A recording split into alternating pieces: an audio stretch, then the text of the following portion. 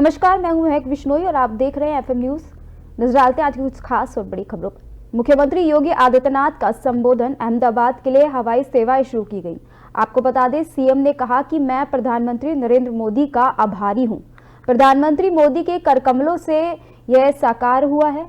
अयोध्या से अहमदाबाद के लिए नई सेवाएं शुरू हुई हैं। अमौसी से इंडिगो की 84 फ्लाइट प्रतिदिन उड़ान भरती हैं। वाराणसी, आगरा और कानपुर से भी अयोध्या की फ्लाइट शुरू हुई है। लगभग 10 वर्षों से वायु सेवा में वृद्धि हो रही है। सीएम गुजरात से जुड़े श्रद्धालुओं को आने जाने में आसानी होगी। वहीं सीएम ने कहा कि अयोध्या में एयरपोर्ट सिर्फ एक कल्पना थी। अयोध्या एयरपोर्ट निर्माण कार्य समय से पूरा हुआ है। अयोध्या से सड़क मार्ग, वायु मार्ग की बेहतर सुविधाएं मिली हैं। सीएम ने कहा कि अयोध्या एयरपोर्ट पर लगभग 100 चार्टर्ड प्लेन पहुंचेंगे।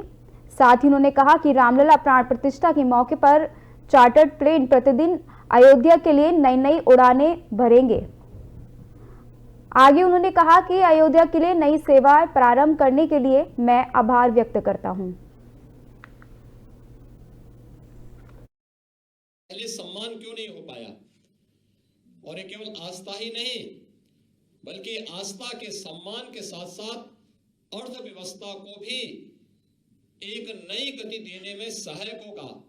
लाखों नौजवानों के जीवन को भी एक नई गति देने में अयोध्या का महर्षि वाल्मीकि इंटरनेशनल एयरपोर्ट सहायक होगा। इन सभी कार्यक्रमों में रुचि लेने के लिए और सहयोग करने के लिए मैं नागर विमानन मंत्रालय, भारत सरकार को हृदय से आभार व्यक्त करता हूं। अयोध्या के अपने लोकप्रिय सांसद श्री लल्लू सिंह जी को और उनकी पूरी टीम को हृदय से धन्यवाद देता हूं कि 821 एकड़ लैंड एक समय सीमा के अंदर अधिग्रहण करने में स्थानीय जनता के साथ इन लोगों ने बेहतरीन संवाद बनाया और उस संवाद के माध्यम से इसे अधिग्रहण करने में अपना योगदान दिया। और आज हम सब इस कार्यक्रम के माध्यम से नई नई उड़ानें प्रतिदिन अयोध्या के लिए जोड़ते जा रहे हैं। और 22 जनवरी का कार्यक्रम और 22 जनवरी से होने वाले इस उत्सव के साथ हम पूरे देश को और दुनिया को अयोध्या के साथ जोड़ने में सहायक होंगे। एक बार फिर से इंडिगो को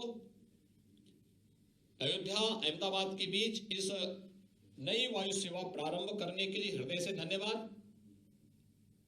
भारत सरकार के प्रति हृदय से आभार व्यक्त करते हुए 22 जनवरी के कार्यक्रम को हम सकुशल एक नए दिव्य और नव्य अयोध्या के रूप में प्रस्तुत करने में सफल हो पाएंगे। इस विश्वास के साथ इस पूरे अभियान के प्रति मैं अपनी शुभकामनाएं देता हूं और राज्य सरकार के द्वारा हर प्रकार के सहयोग के लिए भी अपनी प्रतिबद्धता को पुनः दोहराते हुए अपनी वाणी को विराम देता हूं। धन्यवाद। जय जय श्री राम।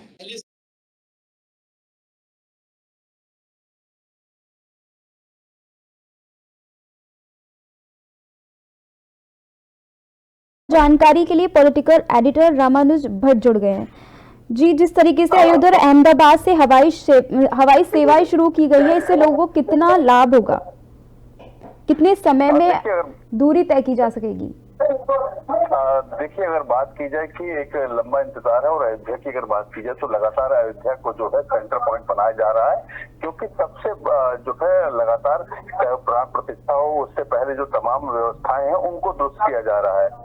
और अयोध्या के अंदर जो महर्षि वाल्मीकि जो एयरपोर्ट बना है उस पर जो है पहली बार जो है प्राइवेट फ्लाइट जो है वो लैंड करेगी। और वो है इंडिगो की फ्लाइट जो कि अहमदाबाद से जो है अयोध्या तक उसकी शुरुआत हुई। आज मुख्यमंत्री योगी आदित्यनाथ ने उसकी वर्चुअल शुरुआत की है। तो कहीं ना कहीं अगर बात की जाए तो लगातार जो है प्रदेश के नक्शे पर और देश के नक्शे पर अयोध्या उभर कर आ रहा है। और यही व्यवस्थाएं हैं कि इस बार जो है पहली शुरुआत जो है अयोध्या से अहमदाबाद के लिए जो है फ्लाइट जो है चालू की गई है। और आज जिस तरीके से मुख्यमंत्री योगी आदित्यनाथ ने उसको वर्चुअली जो है उस फ्लाइट को रवाना किया है, और कहीं ना कहीं एक बड़ा जो कोशिश है कि टूरिज्म से लेकर जो है उसको जोड़ा जा सके, क्योंकि अयोध्या की अगर बात की जाए तो लगातार कोशिश है अयोध्या को और जो है विश्व स्तरीय पटल पर लेकर आया जाए। जी, क्या आपको लगता है कि जब से बीजेपी की सरकार आई है तब से अयोध्या के विकास कार्यों में ज्यादा ज्यादा मुनाफा देखने को मिला है? देखिए, मैं अगर बात की जाए कि अयोध्या के अंदर जो है लगातार जो है टूरिज्म बढ़ रहा है और पहले के मुकाबले टूरिज्म और ज्यादा होता जा रहा है। इससे कहीं ना कहीं टूरिज्म के साथ साथ जो आस्था का केंद्र बना हुआ है अयोध्या जो है राम मंदिर, वो कहीं ना कहीं लोगों को अट्रैक्ट कर रहा है। तो ऐसे में अगर बात की जाए तो विश्व स्तरीय पटल पर जो है अयोध्या को स्थापित करने के लिए जो तमाम व्यवस्थाएं हैं वो होनी चाहिए और उसको किया जा रहा है। और ऐसे में अगर बात की जाए तो कहीं ना कहीं उत्तर प्रदेश के अंदर अयोध्या की तैयारियां जो है वो हर तरीके से दुरुस्त की जा रही है, चाहे वो हवाई जहाज से आने की व्यवस्था हो, चाहे वो ट्रेन से आने की व्यवस्था हो, चाहे वो बसों से आने की व्यवस्था हो। तो कहीं ना कहीं टूरिज्म बढ़ा है। टूरिज्म के साथ साथ जो है लोग जो है कहीं ना कहीं मंदिर घूमने आ रहे हैं, आसपास के क्षेत्र आ रहे हैं और वहां पर भी जो है होटलों की संख्या जो है लगातार बढ़ती जा रही है। तो कहीं ना कहीं व्यवस्थाएं भी की जा रही है और इससे आर्थिक स्थिति जो है प्रदेश की और ज्यादा मजबूत हो रही है। जी, जानकारी साझा करने के लिए धन्यवाद रामानुज जी।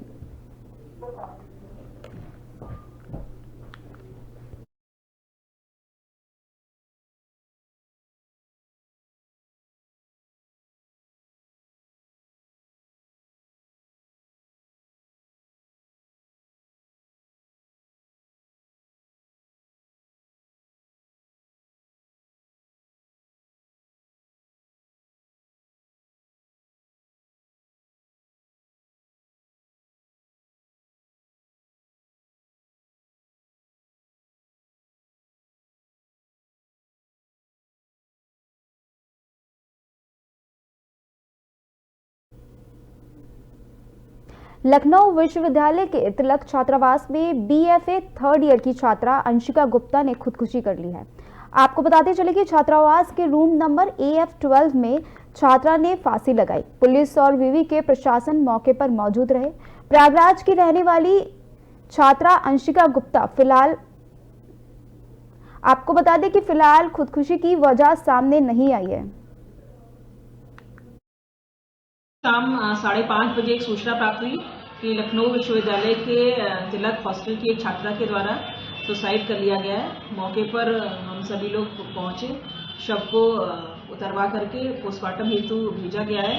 परिवारीजनों को सूचना दे दी गई और वो आ रहे हैं यहाँ पर लखनऊ के लिए रवाना हो गए हैं परिवारीजन।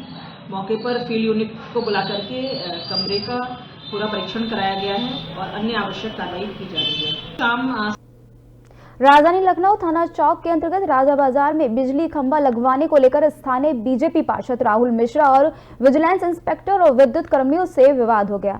यहां तक कि मारपीट की भी नौबत आ गई। गौरतलब है कि जगदीश्वर मंदिर के बाहर ठेकेदारों द्वारा नगर निगम की बिना अनुमति के गड्ढे खुदवाए गए थे। बीजेपी पार्षद द्वारा पूछे जाने पर विद्युत विभाग का जेई और विजिलेंस इंस्पेक्टर मौके पर पहुंचे और पार्षद से विवाद को लेकर जानकारी ली। विजिलेंस इंस्पेक्टर ने पार्षद का घर खुदवाने की धमकी दी। मुख्यमंत्री पर अभद्र टिप्पणी करने से पार्षद जी भड़क गए थे, जिसका वीडियो सोशल मीडिया पर तेजी से वायरल हो रहा है। आपको बताते चले, वायरल वीडियो की जानकारी लेने के लिए जब जेई अशोक कुमार से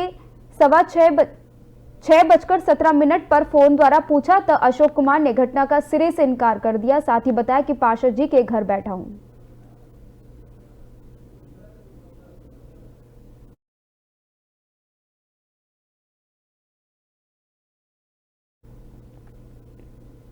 बिजनौर के थाना नेहटोर क्षेत्र में लापता मासूम बच्ची की लाश मिलने का मामला सामने आया। आपको बताते चले कि पुलिस ने दरिंदे आरोपी को गिरफ्तार कर लिया है। दरिंदा मासूम बच्ची को ले जाते हुए सीसीटीवी कैमरे में कैद हुआ। बताया गया कि नाले के पास झाड़ियों में बच्ची पड़ी मिली थी। वहीं घटना के बाद से इलाके में सनसनी फैली है। तो वहीं घटना से परिजनों का रो रो कर बुरा हाल है। बिजनौर एसपी नीरज कुमार जादौन ने घटनास्थल का निरीक्षण किया और घटना के शीघ्र खुलासे के लिए 4 टीमें गठित की हैं। बच्ची के शव को कब्जे में लेकर पोस्टमार्टम के लिए भेज दिया गया है। पुलिस ने दरिंदे आरोपी को गिरफ्तार कर लिया है। आरोपी ने मासूम बच्ची की बेरहमी से हत्या की थी। बच्ची की लाश मोहल्ले में पहुंचने से कोहराम मचा हुआ है। आरोपी दरिंदा मासूम बच्ची की बेरहमी से हत्या कर लाश को नाले के पास फेंककर फरार हो गया था। पुलिस के मुताबिक आरोपी मुजफ्फरनगर का रहने वाला है और फिलहाल नेहटोर में ही रह रहा था। वही घटना से परिजनों का रो रो कर बुरा हाल है और मासूम बच्ची की लाश पोस्टमार्टम के बाद मोहल्ले में पहुंचने से कोहराम मच गया।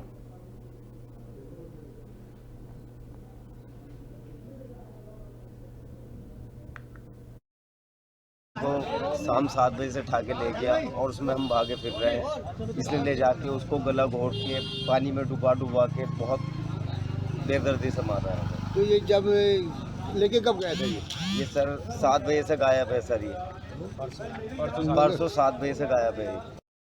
कल दोपहर को नेटौर थाना पुलिस को एक सूचना प्राप्त हुई थी कि नेटौर कस्बे से एक 7 वर्षीय बालिका गायब है। इस सूचना पर नेटौर पुलिस ने तत्काल अभियोग दर्ज किया और मल्टीपल सर्च टीम्स इस बच्ची को ढूंढने में लग गई। डॉग स्क्वाड की मदद से इस बच्ची की डेड बॉडी को कल शाम को नाले और डंपिंग ग्राउंड के बीच से बरामद किया गया। घर वालों की सहमति से बच्ची को पोस्टमार्टम हेतु मोर्चरी भेजा गया, जहां पे पैनल से इसका पोस्टमार्टम कराया गया। 4 टीमें कल मेरे द्वारा गठित की गई थी। चारों टीमों ने अथक मेहनत की और कई कैमरे देखे गए। इस मोहल्ले में काफी कैमरे ऑपरेशन दृष्टि के अंतर्गत लगाए गए। पश्चिमी उत्तर प्रदेश के मुजफ्फरनगर में इन दिनों बेखौफ बदमाशों का आतंक देखा जा रहा है। बुढ़ाना सर्कल में 24 घंटे के अंदर 3 लूट की वारदात को बदमाशों ने अलग अलग शहरों में अंजाम दिया।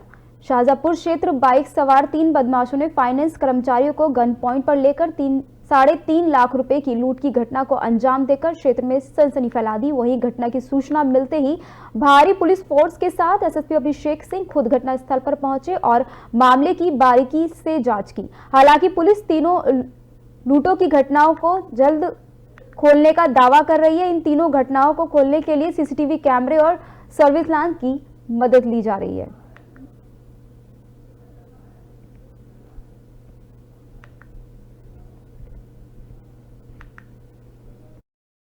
सर अब हमारे साथ लूट हुई सर जी आज। कितने लोग थे? सर 3 लोग थे आज में। और किस चीज पे थे? बाइक पे इस स्प्लेंडर बाइक आई सर जी। वेपन्स वगैरह हथियार? हाँ जी, उनके पास हथियार आए थे। 2 गन ले रहे थे सर जी वे अलग अलग हाथों में, और उसने मेरे सर पे यहाँ पीछे से मारी और बैग लूट का सर हमारा लेग में मुझे चक्कर आ गए थे सर जी। लगभग कितने पैसे थे? सर 3 के प्लस है थे सर। ये थाना शाहपुर क्षेत्र में एक प्राइवेट फाइनेंस कंपनी है, उसके एजेंट से कुछ लूट की घटना प्रकाश में आई है। इसकी सूचना पर एसएसपी महोदय और मैं और समस्त क्षेत्राधिकारी थाना के मौके पर हम लोग हैं और लगातार उस घटना की जानकारी की जा रही है। बदमाशों के बारे में कॉम्बिंग कराई जा रही है, बैरिकेड लगा के चेकिंग कराई जा रही है। मुकदमा दर्ज करके इस घटना का शीघ्र अनावरण किया जाएगा। सर कितने रुपए बता रहे हैं? इसके दौरान लगभग 3 लाख रुपए के आसपास लूट की बताई जा रही है। अभी हम लोग और वेरीफाई कर रहे हैं, उसके उपरांत मुकदमा दर्ज करके कार्रवाई करेंगे। सर अब बुंदेलखंड के महोबा में ग्रामीण पत्रकार एसोसिएशन के बैनर तले एकत्रित पत्रकारों ने अपनी मांगों को लेकर राज्यपाल को संबोधित ज्ञापन जिलाधिकारी को सौंपा। आपको बता दें कि ग्रामीण पत्रकार एसोसिएशन द्वारा कलेक्ट्रेट पहुंचकर पत्रकारों और प्रशासन के मध्य सामाजिक सौहार्द आपसी सामंजस्य स्थापित करने हेतु जनपद में पत्रकार स्थायी समिति के गठन की मांग को लेकर राज्यपाल को संबोधित ज्ञापन जिलाधिकारी को सौंपा। इस दौरान पत्रकारों ने बताया कि बीते 2 वर्षों से जिले में पत्रकार स्थायी समिति का गठन नहीं हुआ, जिससे पत्रकारों का उत्पीड़न हो रहा है। साथ ही पत्रकारों का अधिकारियों जनप्रतिनिधियों के साथ आपसी सामंजस्य नहीं हो पा रहा है। इसके गठन में जिला सूचना अधिकारी की भूमिका महत्वपूर्ण है, लेकिन लंबे समय से जिला सूचना अधिकारी का पद रिक्त होने से पत्रकारों को समस्याओं का सामना करना पड़ रहा है। इसलिए जनपद में जिला सूचना अधिकारी की नियुक्ति आवश्यक है।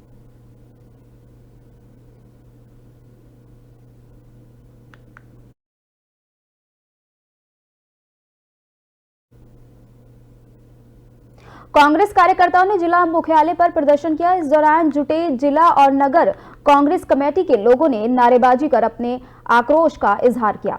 राज्यपाल को संबोधित 3 सूत्री मांग पत्र जिला प्रशासन को सौंपा, जिस पर कार्रवाई करने के साथ ही प्रधानमंत्री नरेंद्र मोदी से माफी मांगे जाने की मांग की गई। पत्रक में क्या किया गया है? पत्रक में लिखा गया है कि वाराणसी बीएचयू परिसर में छात्रा के साथ गन पॉइंट के बल पर दुष्कर्म किया गया। पीड़िता ने आरोपियों की पहचान की, इसके बावजूद अपराधियों की गिरफ्तारी में 2 माह लग गए। पुलिस उनके नजदीक पहुंचने के बाद भी बेबस बनी रही। उन्हें 5 राज्यों में चुनाव को देखते हुए इनकी गिरफ्तारी नहीं की गई। मोदी के संसदीय क्षेत्र में दुष्कर्म करने वाले स्वतंत्र चुनावी प्रचार में लगे रहे। इसके लिए प्रधानमंत्री नरेंद्र मोदी को लड़कियों से माफी मांगनी चाहिए। महिलाओं की सुरक्षा सुनिश्चित किए जाने की मांग की गई। बीएचयू में दुष्कर्म के बाद दूसरे दिन बीजेपी कार्यकर्ताओं के द्वारा दुष्कर्म किए जाने की बात कहने पर कांग्रेस नेता अजय राय के ऊपर मुकदमा दर्ज किया गया। इसके बावजूद सत्य कहने पर अजय राय पर मुकदमा दर्ज कर लिया गया। कलेक्ट्रेट में जुटे शहर और जिला कांग्रेस कमेटी के लोगों ने जोरदार नारेबाजी की। आज हम सब कांग्रेस के लोग धरना प्रदर्शन का प्रोग्राम रखा गया था। आप देखे हैं कि आज महिलाएं असुरक्षित हो गई है। प्रधानमंत्री के क्षेत्र में जिस तरह से बंदूक के नोक पर छात्रा के साथ रेप किया गया, उसी बिंदु पर हमारे प्रदेश के नेतृत्व में जिसे कहते हैं क्या नाम से योगी जी, मोदी जी के क्षेत्र, मोदी जी के क्षेत्र में और योगी जी के भी क्षेत्र में, मोदी जी के क्षेत्र में छात्रा के साथ बंदूक के नोक पर रेप किया गया और जो रेप किया उसका जानकारी होने के बावजूद उसको भेजा गया चुनाव प्रचार में। और योगी जी के क्षेत्र में अब प्रमोद उपाध्याय को जिस तरह से राजनीतिक विरोधी होने के नाते इनकाउंटर कराया गया, तो इन सब के न्यायिक जांच और जो महिलाएं के साथ आज हो रही है, आप देश और प्रदेश में हर जगह आप देख लीजिए कि चरमोत्कर्ष अपराध का बेखौफ अपराधी घूम रहे हैं।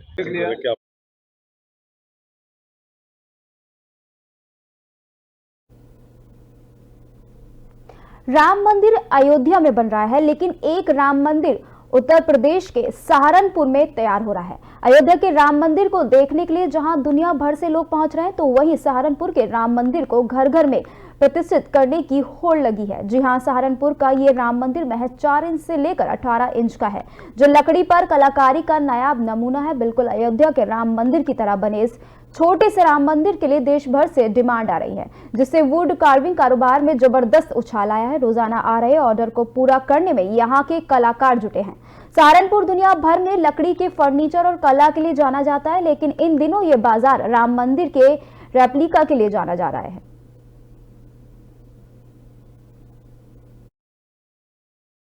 भाई राम मंदिर जब से बनना शुरू हुआ है, कारोबार बढ़ता जा रहा है, 24 घंटे काम चल रहा है और दिन पे दिन इसकी जो है रिक्वायरमेंट बढ़ रही है। और मुझे ऐसा लगता है कि 2-2.5 साल इसकी रिक्वायरमेंट एज इट इज रहेगी, जो उम्मीद मानी जा रही है। विदेशों से भी ऑर्डर मिल रहा है क्या? नहीं, विदेशों से कोई नहीं ऑर्डर है, सब भारत से ही आ रहा है। ये बिहार से, नेपाल से, इधर गुजरात वगैरह से, दिल्ली से। भाई राम मंदिर जब से बनना शुरू हुआ है।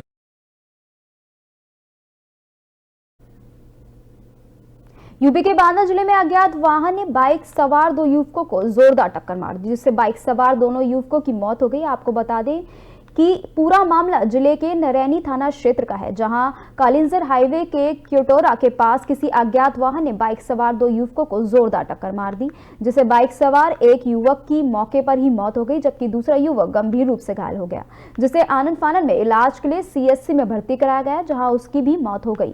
दोनों युवकों की मौत से उनके परिजनों का रो रो कर बुरा हाल है। फिलहाल सूचना पर पहुंची पुलिस ने दोनों शवों को पोस्टमार्टम के लिए भेजा है। साथ ही आगे की कार्रवाई पुलिस ने शुरू कर दी है।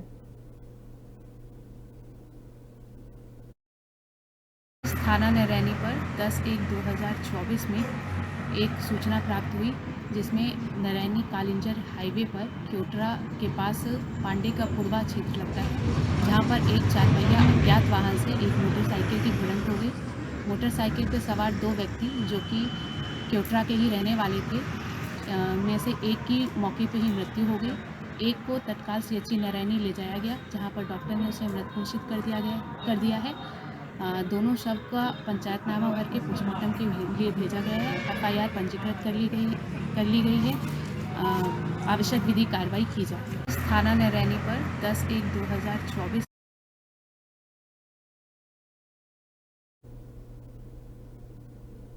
यूपी के बुलंदशहर में अज्ञात कारणों से गत्ता फैक्ट्री में भीषण आग लग गई, जिससे अफरा तफरी मच गई।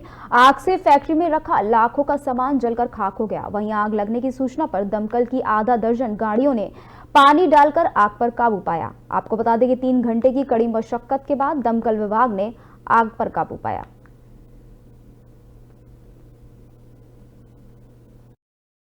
ये सलोनी एक गद्दे की फैक्ट्री थी, इसमें 10:27 के आसपास सूचना मिली सिकंदराबाद फायर स्टेशन पे आग लगने की। तो यहाँ पे तत्काल जो है यूनिट पहुंची, यहाँ से खुर्जा से और मोतीबाग से भी जो प्रभारी हैं वो लोग पहुंचे और आग पर काबू पाया गया। अभी आग के कारण जो है अज्ञात हैं कि नेग्लिजेंसी से लगी है या फिर किसी शॉर्ट सर्किट से लगी है, ये अभी जाँच का विषय है, इसमें जाँच की जा रही है।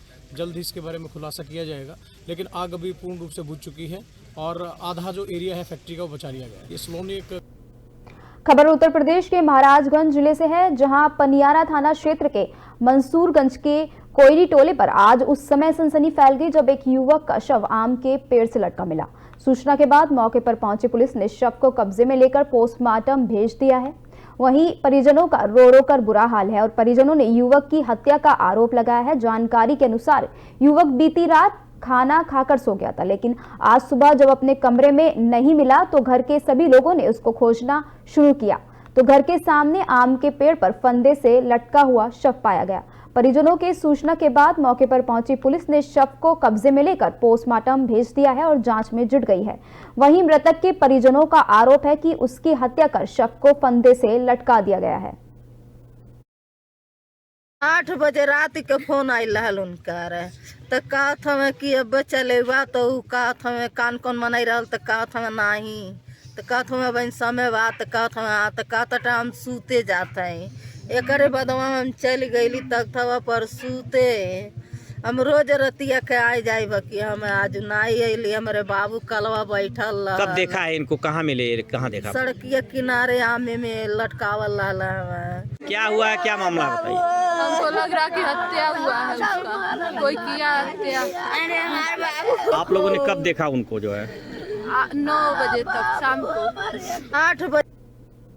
राम की नगरी अयोध्या में 22 जनवरी को राम मंदिर में प्रभु श्री राम की प्राण प्रतिष्ठा कार्यक्रम के दिन सुल्तानपुर के रामायण कालीन पौराणिक स्थल धोपाप धाम को सजाकर भव्य दीपोत्सव मनाने की तैयारी की जा रही है। पूर्व केंद्रीय मंत्री व सांसद मेनका संजय गांधी भी कार्यक्रम में शामिल होंगी। आपको बता दें कि 22 जनवरी को धोपाप धाम मंदिर परिसर 51,000 दीपों, लाइट और रंग बिरंगी झालर की रोशनी से जगमगा उठेगा।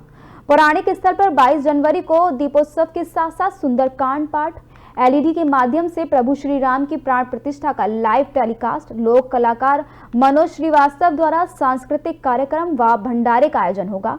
पार्टी प्रवक्ता विजय सिंह रघुवंशी ने तैयारी की जानकारी देते हुए बताया कि धोपाप धाम जाने वाली सड़क का चौड़ीकरण, 2 हाई मास्टर लाइट, रामघाट जाने के लिए 300 मीटर सीसी सड़क व पुलिया का निर्माण, गोमती किनारे स्थित जमीन के समतलीकरण व मंदिर परिसर की रंगाई पुताई आदि का कार्य युद्ध स्तर पर किया जा रहा है। देखिए, भगवान राम जब रावण को मारे थे तो उनको ब्रह्महत्या का पाप लगा। पाप से मुक्ति जो है यही धूत पाप कुंड यहाँ मिला है। अब चूँकि जैसे है भगवान को पाप लगेगा कि नहीं लगेगा तो भाई पाप रहित हैं।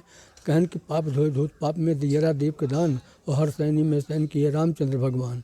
और राम सदा करते समन के कहें तीनों के पाप ताप अब से आप तीनों के समन भगवान स्वयं करते, लेकिन धोया पाप श्री राम का धन्य धाम धूत पाप। जैसे उत्तम कुल ब्राह्मण रावण हत्या करके जब भगवान श्री रामचंद्र अयोध्या आए और आज सिंहासन पर बैठे तो उनका चित्त जो है हमेशा शांत रहने लगा। कि आपको मालूम है कि 22 तारीख को अयोध्या धाम में एक बहुत ही हर्षोल्लास के साथ जो 500 साल से अधिक वर्षों से लोग इंतजार कर रहे थे, भगवान राम अपने घर में जा रहे हैं। उस दिन माननीय प्रधानमंत्री जी ने आह्वान किया है पूरे देशवासियों से कि हम लोग हर जिले में धार्मिक स्थल पे एक हर्षोल्लास के साथ कार्यक्रम करेंगे। उसी के तहत आज हम लोग यहाँ जहाँ अभी उपस्थित हैं धोपाप धाम, इस धाम के बारे में पौराणिक काल से ही बहुत विस्तार से सब लोग को मालूम है कि इसकी अपनी। खबर शिकारपुर कोतवाली क्षेत्र के नगर स्थित बाईपास रोड की है, जहां चोरों ने शटर का ताला काटकर बिल्डिंग मटेरियल में रखे गोदाम से चोरी कर लिया। आपको बता दें कि चोरों ने लाखों रुपए की नकदी पर हाथ साफ किया, जिससे व्यापारियों में रोष देखा जा रहा है। वहीं सूचना के बाद मौके पर पहुंची पुलिस जांच में जुटी है और फॉरेंसिक टीम ने घटनास्थल पर नमूने भी लिए।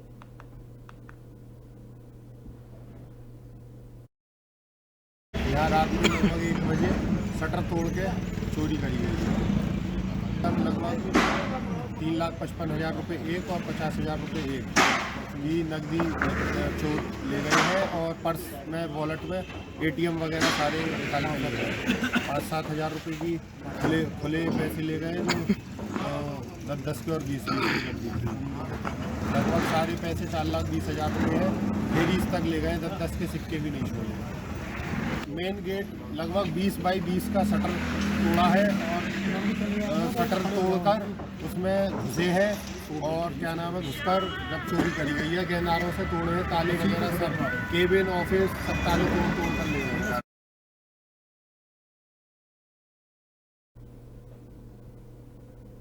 उत्तर भारत कड़ाके की ठंड की चपेट में है। ठंड से बचने के लिए लोग अलाव का सहारा ले रहे हैं। उत्तर प्रदेश के श्रावस्ती जिले में अलाव की चपेट में आने से 3 साल की मासूम की मौत हो गई। श्रावस्ती जिले के बंजारन पूर्वा गांव में साबिर अपने परिवार के साथ रहता है। साबिर की पत्नी अपने 3 साल के मासूम ऋतिक रोशन को ठंड से बचाने के लिए घर के अंदर अलाव की व्यवस्था की थी। अलाव के बगल में ही चारपाई डालकर मासूम को सुला दिया। इसके बाद मां घर के बाहर चली गई। मासूम के बगल में जल रहे अलाव से चारपाई में आग लग गई। कुछ ही मिनटों में चारपाई पर सो रहा मासूम आग की चपेट में आ गया।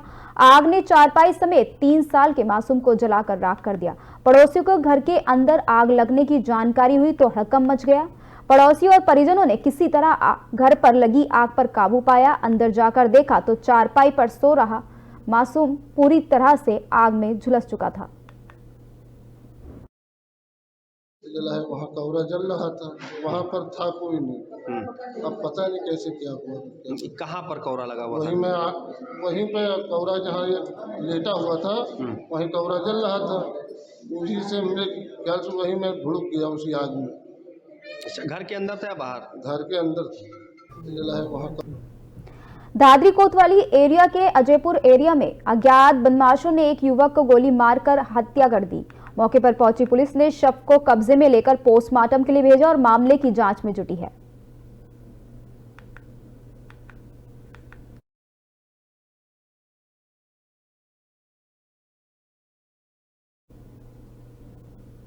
फिलहाल खबरों के सिलसिले में मेरे साथ इतना ही और आप देखते रहिए FM न्यूज़।